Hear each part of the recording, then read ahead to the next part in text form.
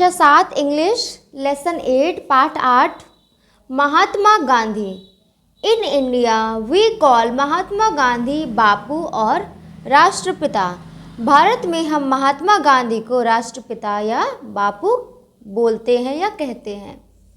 His full name was Mohandas Karamchand Gandhi. उनका पूरा नाम था Mohandas Karamchand Gandhi. He was born on 2nd October 1869. उनका जन्म 2 अक्टूबर को 1869 में हुआ था एट पोरबंदर इन काठियावाद गुजरात के पोरबंदर में। His father's name was Karamchand Gandhi. उनके पिता का नाम करमचंद गांधी था। His mother's name was Putlibai. उनकी माता का नाम पुतलीबाई था। His wife was Kasturba Gandhi. उनकी पत्नी कस्तूरबा गांधी थी। Gandhi ji lived the life of a common man and kept himself away from luxuries। Gandhi ji common man साधारण व्यक्ति की जिंदगी जीते थे और स्वयं को विलासिता मतलब लग्जरी शान शौकत से दूर रखते थे। He was very honest and truthful from his childhood। वह अपने बचपन से ही बहुत ज़्यादा ऑनेस्ट ईमानदार और ट्रुथफुल सच बोलने वाले थे। Once he read the story of Shravan Kumar. एक बार उन्होंने श्रवण कुमार की कहानी पढ़ी। श्रवण used to carry his old and blind parents in baskets slung on a bamboo yoke। Shravan Kumar अपने अंधे माता पिता को बांस के जोड़ की टोकरी में लटकाकर ले जाया करते थे। Gandhi ji was deeply touched by his devotion towards his old parents. Gandhi ji उसका जो समर्पण था अपने माता पिता के प्रति, उस समर्पण को देखकर बहुत ज़्यादा उसके समर्पण ने गांधी जी को बहुत ज़्यादा छू लिया। डीपली टच्ड गहराई से छू लिया गांधी जी को उसके समर्पण ने अपने माता पिता के प्रति। He decided to be like Shravan and serve his parents. तो उन्होंने निश्चय किया कि मैं श्रवण कुमार की तरह होऊंगा। उन्होंने श्रवण कुमार की तरह बनने का निश्चय किया और अपने पेरेंट्स की सेवा करना चाहा। ठीक है, श्रवण कुमार बन के अपने पेरेंट्स की माता पिता की सेवा करना चाहा। उन्होंने यही निश्चय किया कि मैं श्रवण कुमार जैसा बनूंगा और मैं भी अपने माता पिता की ऐसे ही सेवा करूंगा।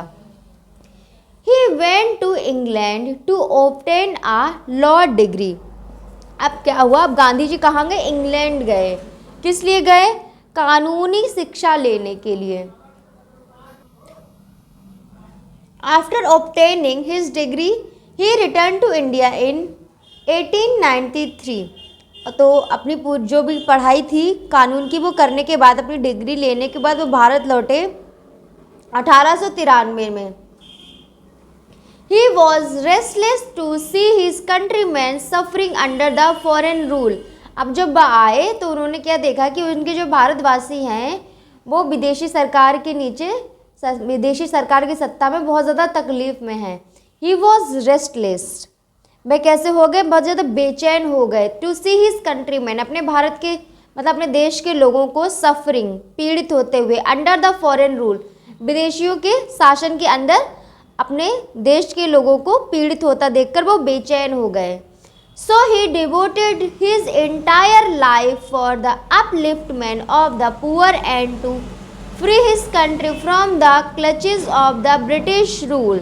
फिर उन्होंने क्या किया? अपना पूरा जीवन गरीबों और विदेशी शासन के शिकंजे से देश को आज़ाद कराने में लगा दिया। ये यहाँ पर था क्लचेस मतलब शिकंजा, हाँ, और British rule. He led the freedom movement against the British government and started satyagraha, non corporation movement, Dandi salt march, quit India movement and civil disobedience movement. अब वो इसमें सब में लग गए। उन्होंने स्वतंत्रता आंदोलन ब्रिटिश सरकार के खिलाफ चलाया। कौन सा आंदोलन? स्वतंत्रता आंदोलन, फ्रीडम मूवमेंट ब्रिटिश सरकार के खिलाफ चलाया। और उन्होंने क्या क्या शुरू किया? सत्याग्रह, असहयोग आंदोलन, दांडी नमक मार्च, भारत छोड़ो आंदोलन, ये सब उन्होंने शुरू किए। अल्टीमेटली, आखिरकार, इंडिया गॉट फ्रीडम ऑन 19 अगस्त 1947। आखिरकार भारत को 15 अगस्त 1947 को आज़ादी मिल गई, आज़ादी मिली। Mahatma Gandhi is known for his principles of non violence all over the world. Mahatma Gandhi अपने सिद्धांत अहिंसा के लिए पूरे विश्व में जाने जाते हैं। जो उनका एक सिद्धांत प्रिंसिपल है नॉन वायलेंस, अहिंसा, उसके लिए पूरे विश्व में जाने जाते हैं। He led a saintly life and was against all sorts of injustice and inequality prevailing in the society. उन्होंने एक संत की तरह जीवन बिताया और वह समाज में अन्याय, इनजस्टिस, इनइक्वालिटी, असमानता के सभी प्रकार से विरोध में थे। He wanted to establish Ram Rajya, वह राम राज्य कायम करना चाहते थे, स्थापित करना चाहते थे।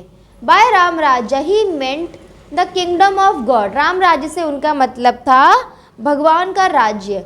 For him Ram and Rahim were one and the same deity, उनके लिए राम और रहीम एक ही भगवान थे। For his great contribution to the country, Indians call him the father of the nation और बापू, उनके महान योगदान की वजह से भारत के लोग उनको राष्ट्रपिता या बापू कहते हैं। He was assassinated on 13th January 1948 by Nathuram Godse. He was assassinated मतलब उनकी हत्या कर दी गई 30 जनवरी को 1948 में, किसके द्वारा? नाथूराम गोडसे के द्वारा। नाथूराम गोडसे ने उनको 30 जनवरी 1948 में मार दिया।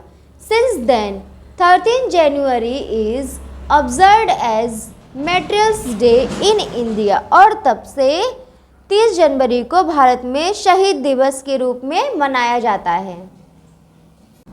तो ये पार्ट यहाँ पर ख़त्म होता है। अब इस पार्ट के एक बार वर्ड मीनिंग देख लेते हैं।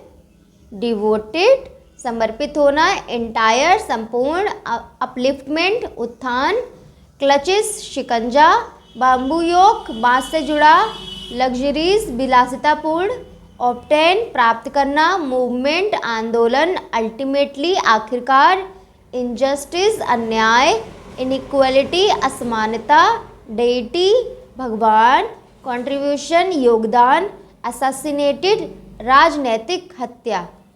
और अब इस पार्ट के क्वेश्चन आंसर्स आगे देखते हैं।